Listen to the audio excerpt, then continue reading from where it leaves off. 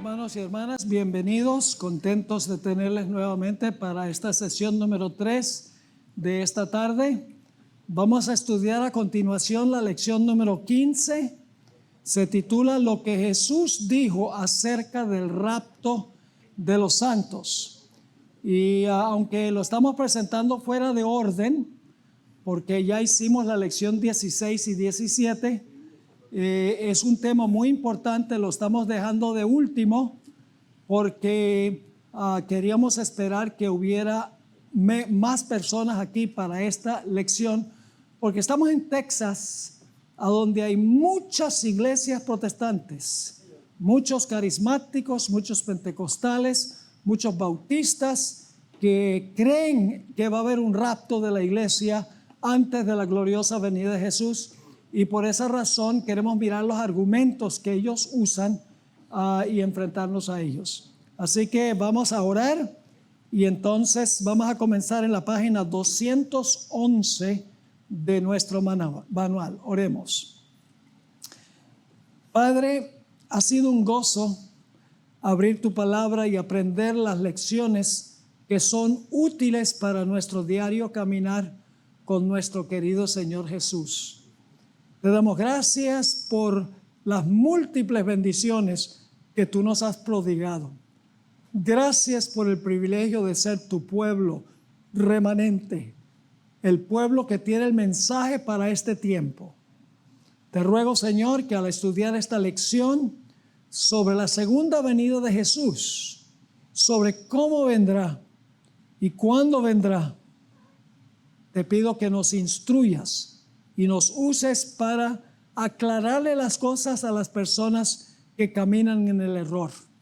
Gracias te damos por escuchar nuestra oración, por tu presencia por medio del Espíritu Santo, porque te lo pedimos en el nombre de Jesús. Amén. Juan 14, 1 al 3, contiene la maravillosa promesa que hizo Jesús a sus discípulos en el aposento alto. Quiero leer esos versículos, Juan 14, 1 al 3, y luego vamos a pasar por alto lo que se encuentra debajo de este versículo, donde habla de diferentes conceptos sobre el futuro. Ustedes pueden leer todos esos diferentes conceptos que tiene la gente. Están los que creen que van al cielo cuando mueren, otros creen que se va a establecer una teocracia en la tierra, otros creen que estamos en el milenio, otros creen en la evolución, otros creen en el postmilenialismo, otros enseñan la nueva era, otros que este mundo es nuestro hogar y no hemos de esperar nada más, otros en la reencarnación, y luego tenemos la verdadera esperanza que da la Biblia. Es decir, hay muchos conceptos, todos casi erróneos, sobre cómo van a terminar las cosas.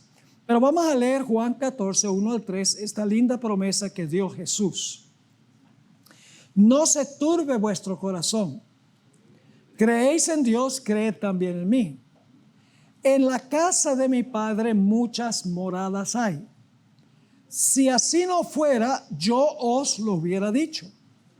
Voy pues a preparar lugar para vosotros, y si me fuere y os aparejare el lugar, vendré otra vez y os tomaré a mí mismo, para que donde yo estoy, vosotros también estéis. Una linda promesa de la segunda venida de Cristo Jesús para recibir a sus fieles, llevárselos al cielo y luego habitar con ellos por la eternidad en un planeta restaurado y renovado. Satanás conoce estas palabras y odia la segunda venida de Jesús, porque odia a Jesús. Vamos a echarle un vistazo a ese concepto del odio que tiene Satanás para con la segunda venida. Volvamos en nuestras mentes al tiempo justo antes de la primera venida del Señor Jesucristo. Entre los que profesaban ser pueblo de Dios en ese tiempo, había mucho interés religioso. Ustedes pueden leer en Mateo 3:5, también Mateo 4, que muchedumbres iban al bautismo de Juan, porque sabían que algo estaba a punto de pasar. Sabían que había una profecía donde decía que Dios iba a mandar a Elías antes del día grande y terrible de Jehová, antes de llegar el Mesías. Y ellos veían en Juan el Bautista alguien que se parecía a Elías. Había un gran despertar religioso, un estudio renovado de las Escrituras. En esa época había muchas sectas religiosas, lo que nosotros llamamos hoy denominaciones religiosas entre los judíos. Algunos de ellos eran los herodianos, los fariseos, los saduceos, los celotes, los esenios, entre otros.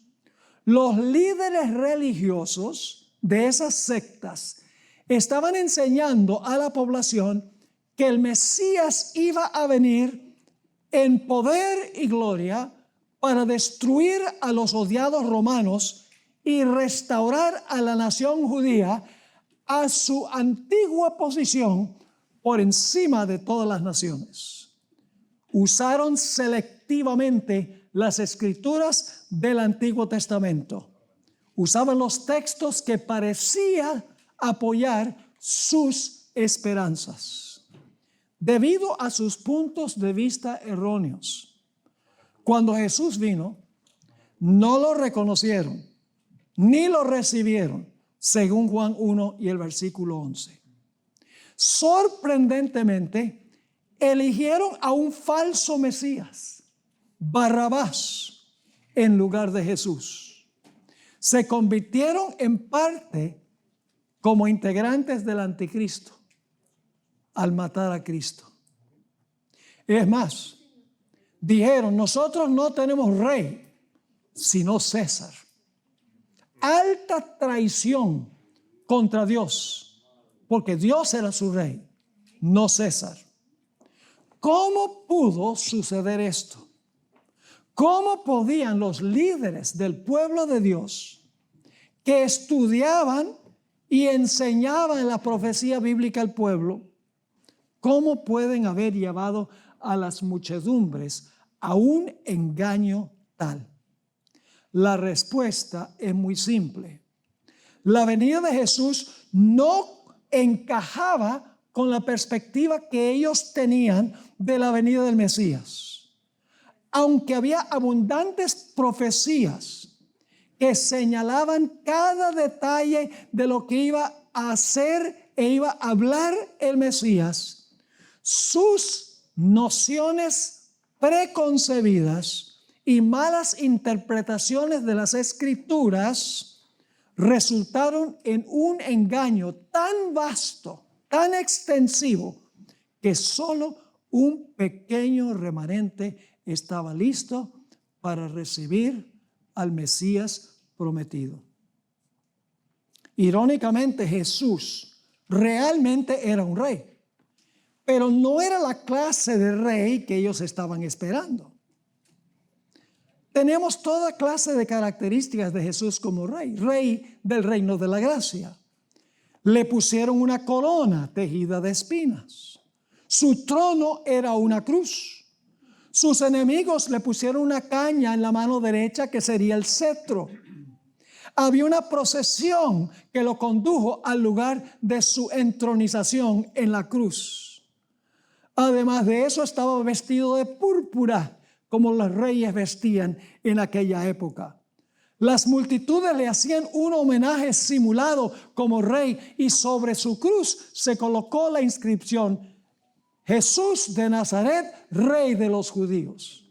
Era un rey. Pilato lo introdujo como rey. He aquí vuestro rey.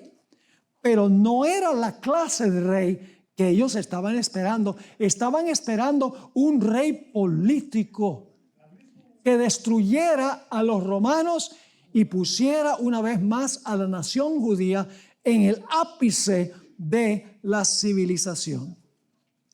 El punto vital que queremos resaltar es que la abrumadora mayoría de los líderes y personas que profesaban servir a Dios se convirtieron en el anticristo al matar a Jesús, el Mesías predicho. ¿Y por qué sucedió esto? Porque malinterpretaron las profecías acerca de la manera en que iba a venir el Mesías. La conclusión es que Satanás odiaba la primera venida de Jesús e hizo todo lo que estaba a su alcance para enceguecer al pueblo a través de sus líderes para que la gente no estuviera lista para su aparición. Triste historia. Ahora debemos hacer una pregunta. ¿Odia Satanás la segunda venida menos que la primera? No. ¿Es tal vez posible que Satanás haga algo similar al pueblo profeso de Dios en el tiempo del fin? ¿Es posible que los líderes de la cristiandad y la gente esperen que Jesús va a venir en cierta manera cuando en realidad Él vendrá de una manera diferente que la que ellos esperan? Hoy, como justo antes de la primera venida, hay un gran interés en el estudio de la profecía bíblica. Películas como El Código Omega y Dejado Atrás fueron tremendos éxitos de taquilla. Inclusive los políticos leyeron muchos de los libros de la serie Left Behind de Tim LaHaye y Jerry Jenkins sobre la tribulación después del rapto. Millones y millones de tomos de esta serie fueron vendidos y por meses estuvo entre los primeros tomos en la lista de New York Times sobre los libros más comprados del mundo. Básicamente, estos libros enseñaban que antes de la gran tribulación iba a haber un rapto de la iglesia. 7 años antes de la venida gloriosa de Cristo Jesús en las nubes del cielo, iba a haber un rapto. Pero el rapto se iba a llevar a la iglesia e iba a dejar aquí a los judíos. Y esos 7 años después del rapto, los judíos iban a sufrir una gran tribulación. Enseñaban que se iba a reconstruir el templo de Jerusalén y que el anticristo se iba a sentar en el templo literal de Jerusalén e iba a exigir que le rindieran lealtad y que iba a colocar un tatuaje 666 en la frente de todos sus seguidores. Y la mayoría del mundo cristiano conservador aceptó esta interpretación como si fuera bíblica. La mayoría de los protestantes conservadores que dicen que han nacido de nuevo, así como muchos católicos también, esperan que Jesús regrese en lo que se conoce como el rapto secreto. Como les mencioné, la idea es que 7 años antes de la venida gloriosa de Cristo Jesús en las nubes del cielo, Él regresará y arrebatará a los fieles antes de la gran tribulación. Y luego Dios iniciará o reanudará mejor su plan para la nación judía literal. La idea es que la iglesia no va a pasar por la gran tribulación, porque Dios va a sacar a la iglesia del mundo antes de la gran tribulación. Es decir, durante la tribulación, la iglesia estará en el cielo, en la tierra estarán los judíos que van a sufrir una gran persecución, mucho más grande que la que sufrieron durante el tiempo de Hitler. La pregunta clave ¿es bíblica esta interpretación? ¿Qué argumentos usan aquellos que creen este panorama sensacional? En este tema vamos a mirar los argumentos que se usan para apoyar y defender el rapto de la iglesia, el panorama que yo les he descrito. El primer argumento se basa en 2 de Tesalonicenses, el capítulo 2. Hal Lindsey, uno de los principales promotores de la idea del rapto de la iglesia, usa 2 de Tesalonicenses 2:3 y dice que la palabra apostasía allí significa arrebatar o partir.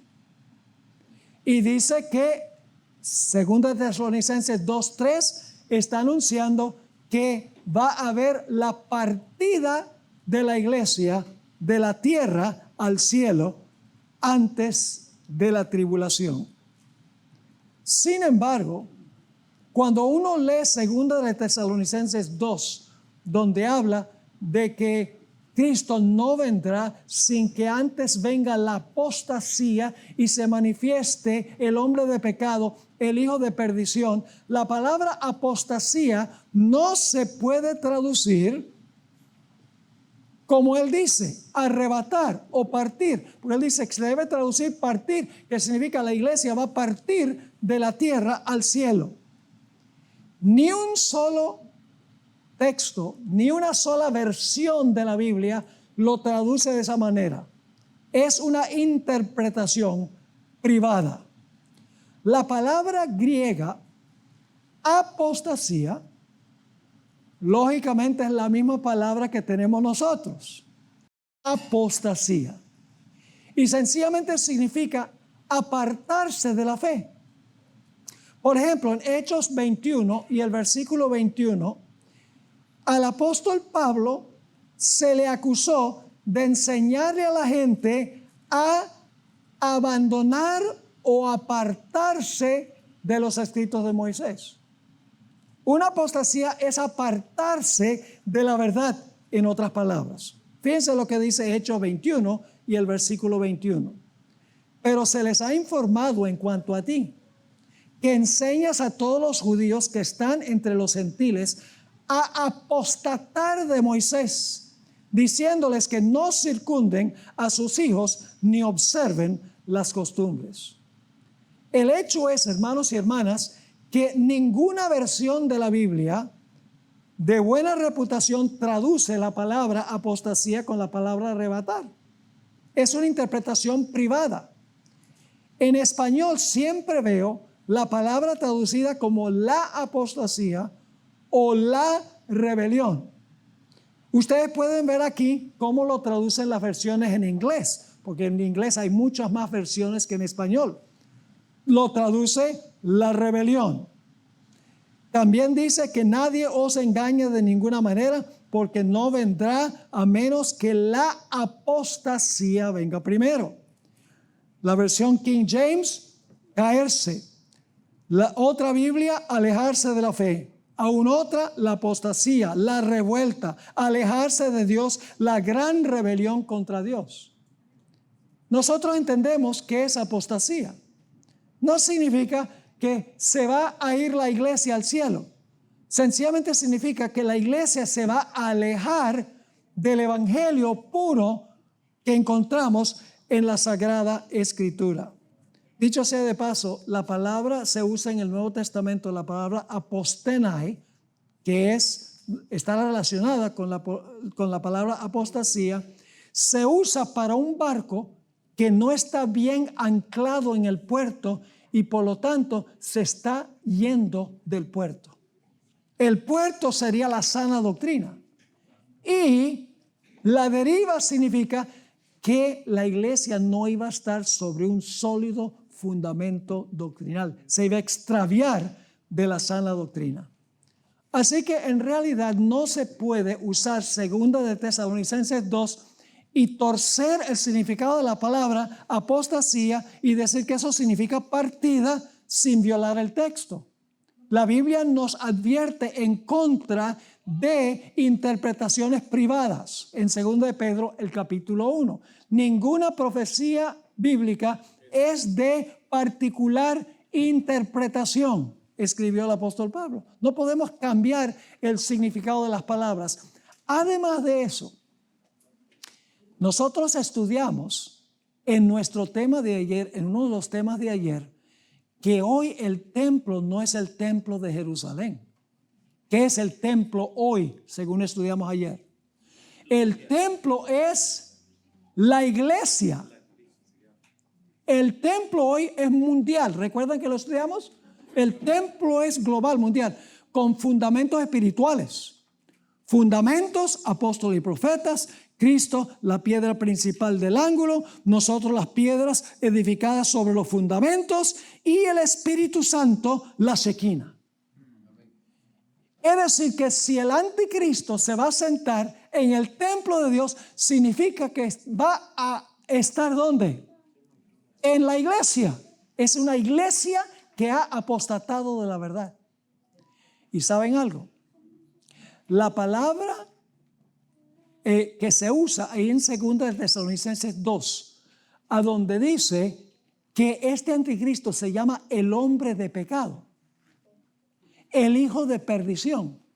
Saben que hay un solo lugar más a donde se usa ese nombre, hijo de perdición. Se trata de Judas Iscariote. ¿Profesaba Judas Iscariote ser seguidor de Jesús? ¿Pretendía apoyar a Jesús? Hasta el último momento tenía engañados a los mismos apóstoles. Sí, ellos creían que cuando Jesús les dijo lo que vas a hacer, hazlo pronto, creían que Jesús estaba mandándolo a conseguir comida. Los tuvo engañados hasta el final y entregó a Jesús con un beso. Entonces, ¿quién es el anticristo? ¿Dónde se va a levantar? ¿En un templo reconstruido en Jerusalén? No, el templo hoy es la iglesia mundial. Es decir, va a ser un sistema religioso mundial que se ha apartado de la verdad, que va a ser como Judas, que profesa apoyar a Jesús, pero por debajo lo traiciona. Ahora, otro argumento que usan, estamos en la página 216, otro argumento que usan es basado en 1 de Tesalonicenses 5, 9 y 10, donde dice, porque Dios no nos ha puesto para ira. Dios no ha puesto a los fieles para ira, sino para alcanzar salvación por medio de nuestro Señor Jesucristo, quien murió por nosotros para que ya sea que velemos o que durmamos, vivamos juntamente con Él. Y el argumento es que como este texto dice que Dios no nos ha puesto para ira, entonces nosotros los fieles no pueden estar en la tierra durante las 7 posteras plagas, porque son el derramamiento de la ira de Dios. Y como Dios no nos ha designado para la ira, no nos ha puesto para la ira, la iglesia tiene que estar en el cielo y no durante el derramamiento de la ira de Dios aquí en la tierra. ¿Entienden el argumento? Ahora, el problema con esa interpretación es que el libro de Apocalipsis sí habla de las 7 posteras plagas, ¿cómo no? Como el derramamiento de la ira final de Dios sin mezcla de misericordia. Y claro, la pregunta es ¿cómo puede sobrevivir el pueblo de Dios durante ese tiempo si el texto dice que Dios no nos ha puesto para ira? Bueno, la respuesta es que los fieles van a estar aquí en la tierra, pero la ira de Dios no va a caer sobre ellos. Dios no los ha puesto para ira, en el sentido de que ellos no van a sufrir la ira de Dios, aunque van a estar aquí en la tierra durante ese periodo. Yo pregunto, ¿el pueblo de Israel pasó por las plagas de Egipto? ¿Estaba en la tierra durante las plagas? Sí, las plagas los afligieron a ellos. No, ¿por qué? Porque Dios los protegió. Entonces, si pudieron ser protegidos de las plagas en Egipto, ¿por qué los fieles no pueden estar en la tierra y ser protegidos de las 7 postreras plagas, que son el derramamiento de la ira de Dios? Yo pregunto, ¿protegió Dios a los 3 jóvenes que fueron echados al horno? Eso es un símbolo de tiempo de tribulación. ¿Protegió Dios a Daniel en el foso de los leones? ¿Cómo no? Y ustedes conocen el Salmo 91. Es el salmo de la tribulación. Voy a leer algunos pocos versículos. Salmo 91, 7 al 11. Caerán a tu lado 1000. ¿Cómo van a caer 1000 a nuestro lado si estamos en el cielo? Caerán a tu lado 1000 y 10,000 a tu diestra, mas a ti no llegará. Ciertamente con tus ojos mirarás y verás la recompensa de los impíos. ¿Quiénes son los que van a sufrir la ira? Los impíos. Porque has puesto a Jehová, que es mi esperanza, al Altísimo por tu habitación. No te sobrevendrá mal, ni plaga tocará tu morada.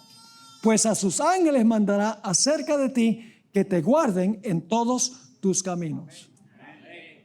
¿Pasará el pueblo de Dios por el periodo, si están vivos, por el periodo del derramamiento de la ira de Dios? Sí. Dios no va a exonerar a su iglesia de la ira que vendrá, pero el pueblo de Dios será protegido. En ese sentido, Dios no nos ha puesto para ira, porque la ira no va a caer sobre nosotros. No significa que nos va a raptar al cielo antes de que se derrame la ira de Dios. Mateo 24, 21 y 22 dice que la tribulación va a ser terrible. Dice que va a ser la grande tribulación. Pero Dios estará con su pueblo. Noten lo que dice en Isaías 26, 20 y 21. Dios dice: anda, pueblo mío, entra en tus aposentos, cierra tras ti tus puertas, escóndete un poquito, por un momento, en tanto que pasa la indignación.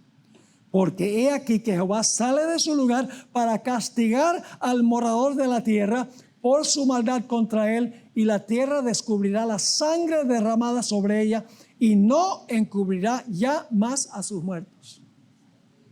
¿Qué dice este texto? Escóndete por un momento hasta que pase la indignación. Y la indignación se define como Dios salir de su lugar para castigar a los impíos.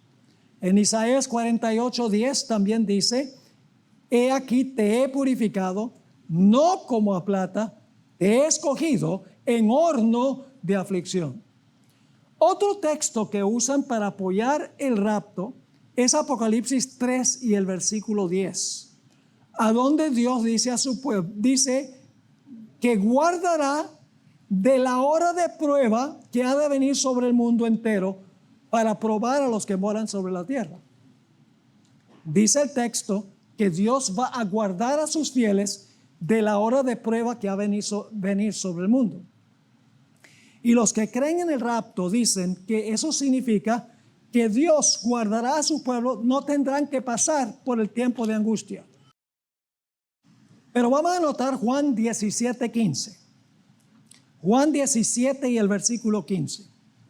Se usa la misma palabra guardará, la idéntica palabra griega.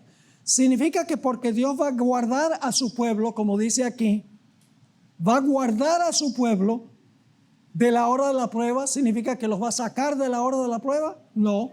Fíjense la misma palabra en Juan 17, 15.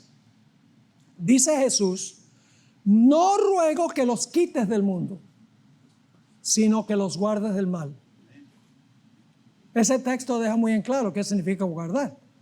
Guardar no significa sacarlos, sino que significa cuidarlos en medio de la tribulación del mundo. Jesús dice específicamente: no ruego que los quites del mundo. No estoy diciendo que los saques del mundo, sino que los guardes del mal. Jesús no va a sacar a su pueblo del mundo, sino que lo va a guardar del mal durante ese periodo específico. Y el apóstol Pablo en Gálatas 1, 3 al 5 dice algo muy interesante.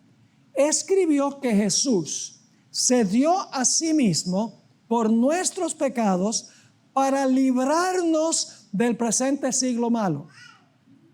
¿Significa eso que Cristo nos libra del presente siglo malo sacándonos del mundo?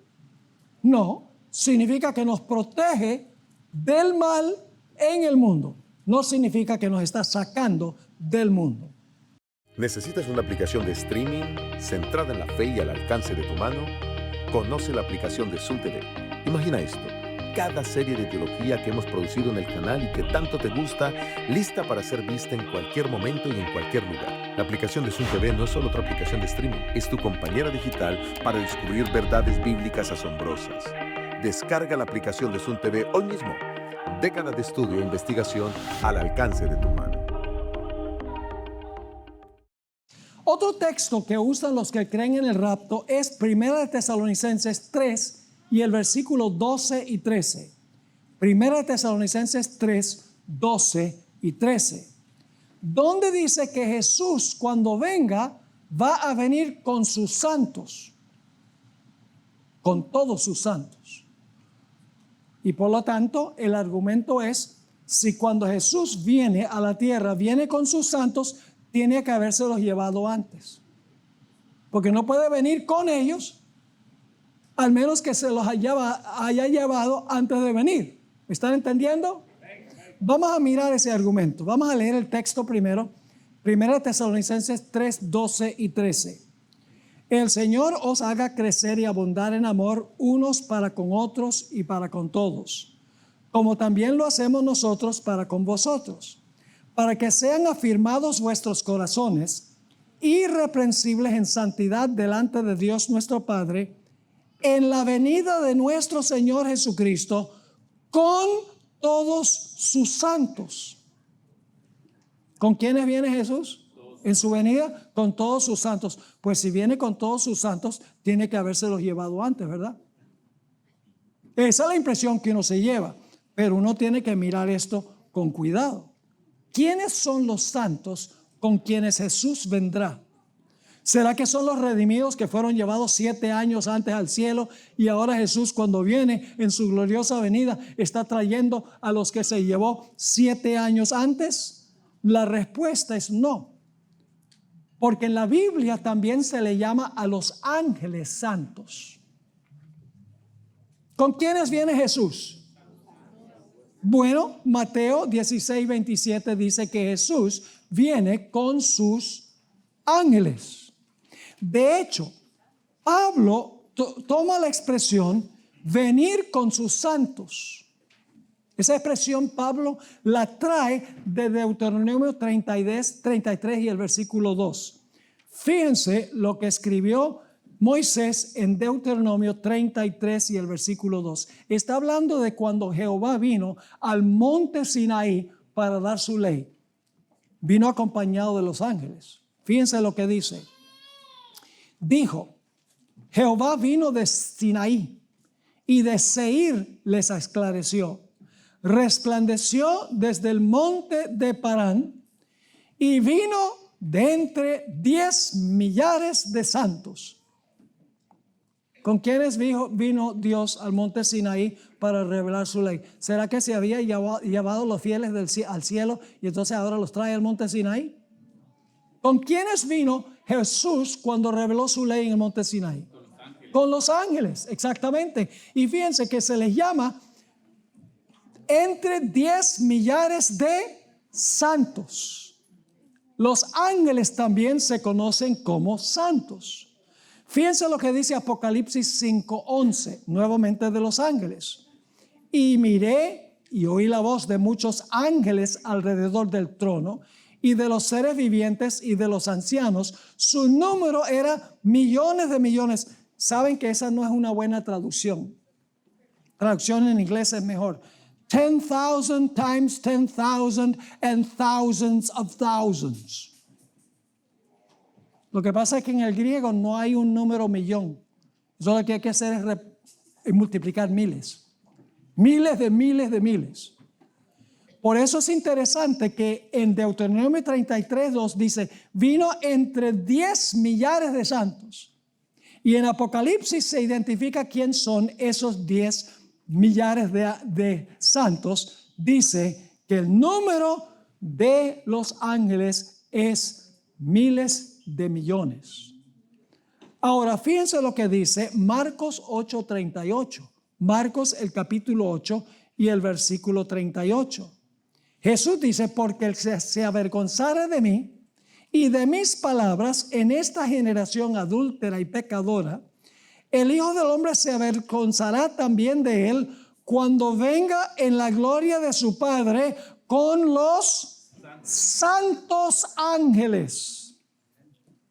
Entonces yo pregunto, cuando dice que Jesús viene en su venida con sus santos, ¿a qué se está refiriendo? ¿A los que se llevó al cielo 7 años antes? No, viene con los santos ángeles. Lo dice claramente en el Evangelio según San Marcos. No hay que inventar un rapto para creer que Jesús viene con sus santos, porque la palabra santos se aplica a los ángeles. Jesús viene con sus ángeles. Muchos textos en la Biblia dicen que Jesús viene con los ángeles, ¿sí o no? Amén. Pueden leer Apocalipsis 19, donde dice que viene con los ejércitos celestiales, que son los ángeles. No viene con personas que se llevó 7 años antes al cielo. Viene con sus ángeles a la tierra. Así que este argumento no funciona. Otro texto favorito es Lucas 21:36. Vamos a leer este texto que interpretan mal. Velad pues, dice Jesús, en todo tiempo orando, que seáis tenidos por digno de escapar todas estas cosas que vendrán y de estar en pie delante del Hijo del Hombre. Ahora, ellos interpretan este texto cuando dice que debemos orar para escapar todas las señales de Mateo el capítulo 24, la tribulación y eso. Ellos dicen, la forma en que vamos a escapar es que Dios nos va a sacar del mundo. Nos va a sacar y nos va a llevar al cielo. De esa manera nos vamos a escapar de la tribulación que viene, según el contexto. El problema es que no funciona esa idea. La palabra escape puede simplemente significar que Jesús los protegerá con su poder omnipotente. Van a escapar de todo lo que viene, no porque van a salir del mundo, sino porque van a ser protegidos por el Señor Jesucristo. Noten 1 Tesalonicenses 5 y el versículo 3. Ahí dice claramente qué significa escapar. Dice el apóstol Pablo que cuando digan paz y seguridad, estos son los impíos, entonces vendrá sobre ellos destrucción repentina como los dolores a la mujer encinta y no escaparán. ¿Qué significa no escapar? ¿Los impíos van a escapar de la tribulación que viene? No. ¿Por qué razón? Porque no van a ser protegidos por Dios. Están desamparados. ¿Los justos van a escapar a todas las cosas que van a ocurrir en la tierra? Sí. ¿En qué sentido van a escapar? No en el sentido de que van a ser sacados del mundo, sino que Dios los va a guardar en medio de la tribulación. Como guardó a Daniel, como guardó a los 3 jóvenes, como protegió a Israel de las plagas en Egipto. No hay necesidad de torcer el texto. Además de eso, Dios va a tener un grupo que va a ser fiel, que se va a permanecer en pie cuando Jesús venga. Apocalipsis 6, 14 al 17 dice, y el cielo, hablando de la segunda venida, el cielo se desvaneció como un pergamino que se enrolla, todo monte y toda isla se removió de su lugar, y los reyes de la tierra, los grandes, los ricos, los capitanes, los poderosos y todo siervo y todo libre, se escondieron en las cuevas y entre las peñas de los montes, y decían a los montes y a las peñas, caed sobre nosotros y escondednos del rostro de aquel que está sentado sobre el trono y de la ira del Cordero, porque el gran día de su ira ha llegado, y ¿quién podrá sostenerse en pie? Entonces yo pregunto, ¿por qué va a decir el gran día de su ira ha venido? ¿Quién podrá sostenerse en pie? Si no va a haber gente que se va a sostener en pie. No valdría decirlo. ¿Va a haber un grupo que va a sostenerse en pie cuando el Señor Jesucristo venga? ¿Cómo no? ¿Hay un grupo que no va a caer cuando Cristo venga? ¿Cómo no? Decir que esta expresión que se usa aquí, escapar de lo que viene, significa que nos va a sacar del mundo, no funciona. Porque uno puede escapar de algo estando en medio de lo que está ocurriendo. Otro texto que usan es el que encontramos en Apocalipsis 4 y el versículo 1. Vamos a leer ese versículo. Después de esto miré, he aquí una puerta abierta en el cielo. Y la primera voz que oí como de trompeta hablando conmigo dijo, sube acá y yo te mostraré las cosas que sucederán después de estas. Según los que creen el rapto, ellos dicen que cuando aquí el mensajero le dijo a Juan, sube acá, Juan representa el rapto de toda la iglesia.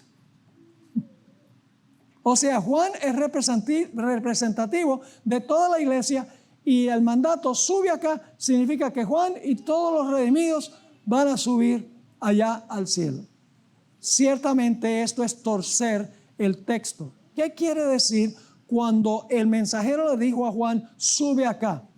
¿Significa que iba a subir allá personalmente? ¿Significa que todos los redimidos iban a subir allá al cielo? No. Noten Apocalipsis 17:3, solamente lo voy a mencionar. Apocalipsis 17:3 dice que Juan fue llevado por el ángel en espíritu al desierto. No fue llevado físicamente allá. Fue llevado ¿cómo? En visión. También dice en Apocalipsis 21, el versículo 9 y 10, que fue llevado a la Nueva Jerusalén. Juan fue llevado a la Nueva Jerusalén por un ángel. ¿Significa que el ángel lo llevó físicamente, corporalmente para allá? No, significa que lo llevó ¿cómo? En visión. No está hablando esto de llevarse a la iglesia físicamente al cielo en un rapto 7 años antes de la segunda venida gloriosa del Señor Jesucristo. Eso es torcer el texto. Dicho sea de paso, como un paréntesis, es interesante que Elena White fue llevada a lugares muy lejanos también en visión. Ustedes pueden leer en cuanto a las visiones de ella. Ella era transportada a veces al cielo. Una vez fue transportada al cielo, entró al lugar santo, vio los muebles y luego entró al lugar santísimo. No fue físicamente, sino que Dios la llevó su mente allá. Y era tan real como si estuviera allí. ¿Cuántos de ustedes han tenido alguna vez un sueño donde creen que lo que están viendo está ocurriendo en el momento cuando están teniendo sueño? Hasta se despiertan sudando. ¿Sabe? Una vez yo tuve un sueño de que estaba en un de estos en Six Flags. Y andaba y no se quería parar. Y wow, cuando me desperté, estaba sudando la gota gorda.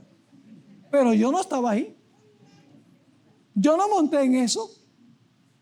Los profetas para ellos iban a un lugar y era tan real en visión como si estuvieran ahí personalmente. No es necesario inventar un rapto aquí. Nada más porque el mensajero le dijo, Juan, sube acá. Él estaba todavía en Patmos. Y Dios le está diciendo, ven que te voy a mostrar una visión, sencillamente. Otra cosa que dicen es que uno será tomado y el otro dejado. Dicen que el tomado es el que lleva al cielo y el que es dejado es el que se queda acá. En ese día uno será tomado y el otro será dejado. Ahora, no tengo tiempo de entrar en todos los detalles de este versículo. Escribí un librito de 32 páginas que se titula Tomado o Dejado. Y quiero decirles que según el testimonio bíblico, es lo contrario de lo que la gente cree. El tomado es el destruido y el dejado es el que queda vivo. Claramente. Por ejemplo, cuando Noé y su familia entraron al arca, dice la Biblia que vino el diluvio y se los llevó a todos. ¿A quiénes se llevó? A los perdidos. ¿Y quiénes fueron dejados con vida? Noé y su familia quedaron vivos. La palabra dejado significa quedar con vida y la palabra tomado se usa para cuando un ejército ataca y una ciudad es tomada o los impíos son tomados. Eso es lo que enseña la Biblia. Yo hice un estudio meticuloso de la terminología y no cabe duda de que el que es tomado es el que es destruido y el que es dejado es el individuo que queda con vida. Es una palabra que describe un remanente fiel que sobrevive una crisis o una destrucción. Ahora, lamentablemente no tenemos tiempo de entrar en detalle en ese punto, pero ustedes pueden conseguir ese librito. Lamentablemente ahora mismo no está sino en inglés, así que tienen que aprender a leer el idioma de Shakespeare o conseguir a alguien que le pueda traducir el idioma de Shakespeare al idioma de Cervantes. Ahora, otro texto que ellos usan es el que encontramos en 1 Tesalonicenses 4 y el versículo 14. 1 Tesalonicenses 4 y el versículo 14. Ahí encontramos un concepto muy interesante. Quiero leer el versículo para que ustedes puedan captar en realidad lo que dice el apóstol Pablo. El apóstol Pablo dice allí, creo que no está aquí en el manual, si no me equivoco. Vamos a buscarlo aquí. En 1 Tesalonicenses, en la Biblia, el capítulo 4, y vamos a leer el versículo 14. 1 Tesalonicenses 4 y el versículo 14. Dice allí lo siguiente: porque si creemos que Jesús murió y resucitó, así también traerá Dios con Jesús a los que durmieron en él. Ese versículo es medio complicado. Porque el texto dice aquí, si creemos que Jesús murió y resucitó, así también traerá Dios con Jesús a los que durmieron en él. Da la impresión de los que durmieron en Jesús, Jesús lo va a traer con él en la segunda venida. Pero no es así.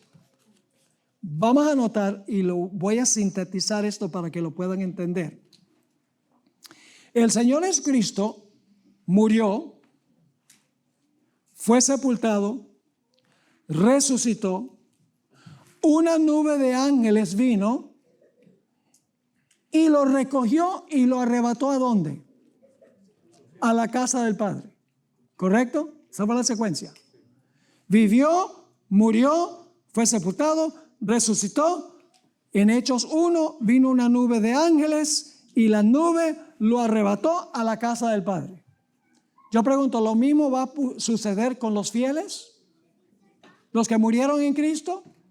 1 Tesalonicenses 4 lo dice claramente, que aquellos que murieron y resucitaron serán arrebatados en las nubes para ser llevados ¿a dónde?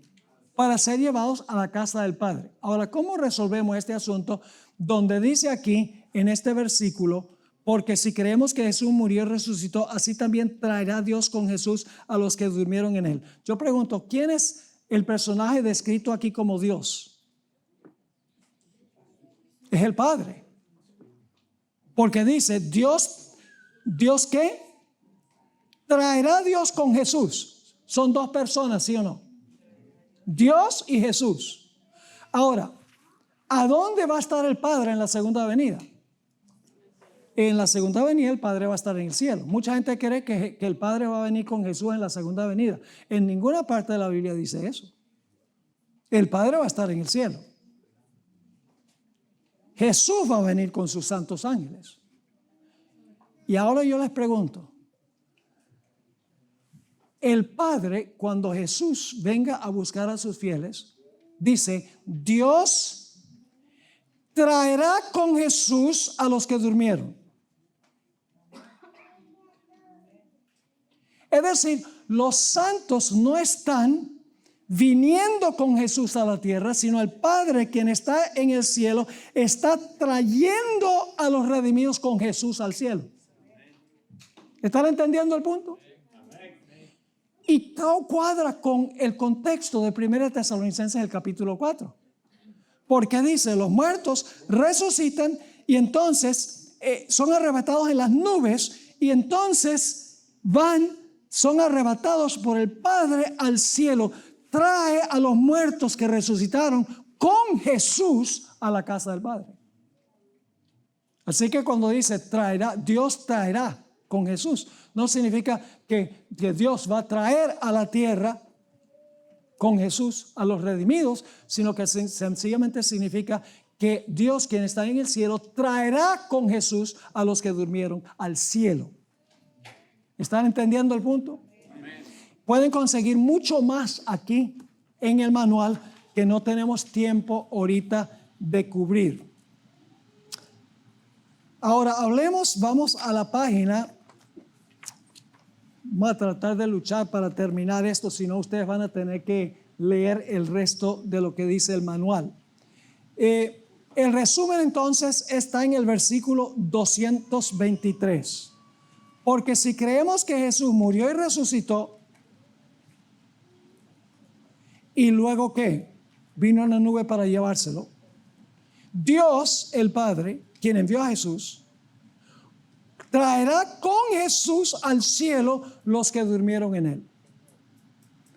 Ahora hablemos del asunto de la inminencia de la venida de Cristo. Aquellos que creen en el rapto enseñan una venida de Jesús en cualquier momento. Es decir, la venida de Jesús es inminente, puede suceder en cualquier instante después de 1948. Y dicen que la última señal de la segunda venida de Jesús es el restablecimiento de la nación de Israel en el año 1948. Después de eso no hay ninguna señal de la inminencia de la segunda venida de Jesús. Jesús podría venir en cualquier instante después de 1948. ¿Dónde dice la Biblia tal cosa? La Biblia no dice eso en ninguna parte. Es una conjetura. Ahora la pregunta más importante es ¿cómo vendrá Jesús? Según dice la Biblia. Su venida será ruidosa, viene con el sonido de la trompeta, será literal, será visible y será personal. Dicho sea de paso, la Biblia dice que Jesús vendrá por segunda vez. Hebreos 9:28. Pero si hay un rapto, entonces después del rapto, cuando venga en gloria, estará viniendo por tercera vez. ¿Establecerá Jesús su reino en la tierra cuando venga por segunda vez? No. Ahora escuchen, este va a ser el último punto que puedo cubrir. La razón por la cual las iglesias crearon la idea del rapto es porque entienden mal el milenio. Si entendieran bien el milenio, el problema en su mente se resolvería. Les voy a explicar cómo es esto. El Señor Jesucristo dio dos promesas a sus fieles. Les dijo que los iba a llevar a la casa del Padre. ¿Sí o no? ¿Dónde es la casa del Padre? En el cielo. Pero también le dijo, los mansos tomarán la tierra por heredad. Entonces la pregunta clave es, ¿cómo puede Jesús cumplir ambas promesas? ¿Cómo puede el Señor Jesucristo llevar a su pueblo al cielo? ¿Y cómo pueden tomar la tierra por heredad? Los que creen en el rapto dicen, hay una sola manera en que puede pasar. Y es que Jesús se va a llevar a los fieles al cielo por 7 años y ahí cumple lo que dijo, que los iba a llevar a la casa del Padre. Y luego, en su segunda venida gloriosa, Jesús va a establecer su reino aquí y los santos van a tomar la tierra por heredad. ¿Están entendiendo? Dice, es la única forma en que Dios puede cumplir su promesa, las dos promesas. Lleva a su pueblo 7 años antes de su gloriosa venida al cielo y así cumple la promesa de que los va a llevar a la casa del Padre. Y después de los 7 años, viene, establece su reino aquí y los santos toman la tierra por heredad. Pero hay una manera más correcta bíblica de hacerlo. Y es que cuando Jesús venga por segunda vez, se va a llevar a su pueblo al cielo por 1000 años. Pero como ellos creen que el milenio va a ser aquí,